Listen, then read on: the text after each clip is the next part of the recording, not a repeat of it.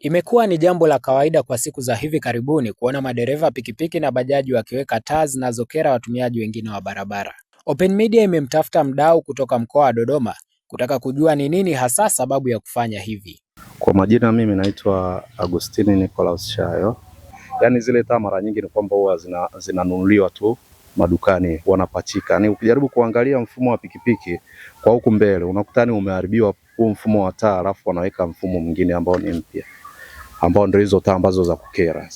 Ukiwasikiliza wengi wao wanasema kwamba ni kuna magari wanakutana nao ni makubwa. Kwa mfano magari ya serikali yanakuwa ni magari ambayo yana mwanga mkubwa. Kwa hiyo anapompiga furu anamtoa nje ya barabara, aidha kama sio kuanguka kwenye mtaro, au anaweza hata akapata ajali ambayo inaweza kusababishwa nani. Kwa hiyo zile wanaweka kwa ajili ya kukomoana na wale watu wenye taa kali kwenye magari yao. Kuhusu kelele za baadhi ya vyombo vya moto hasa pikipiki, Agustino hakusita kulizungumzia. Hivi vitu viko mara mbili. Kuna ile pikipiki kulia vile mlio mkubwa, alafu vile vile kuna ile wanapita mahali yani mtu yani umekaa tu yani kama mtaani kama huko.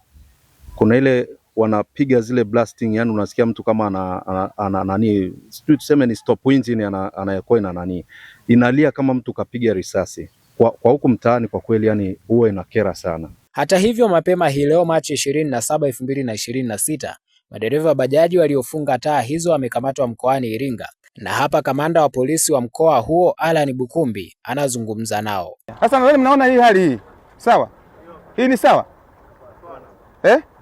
Sasa kwa nini mnafanya hii kitu, mnafanya kwenye bajaji zenu karibu zote au nyingi mnatumia hizi taa za usiku ambazo mpaka kila mmoja analalamika barabarani kwa sababu zinasileta usumbufu. Sasa hivi ni mchana, usiku zinafifisha uono wa mtu mwingine anayekuja mbele yako. Mnapiga haya mataa hovyo hovyo. Hivi nani mmiliki wa bajaji kati yenu hapa? Eti bwana mzee, wewe yako iko wapi bajaji? Ulivyoinunua ilikuwa na mataa hivi?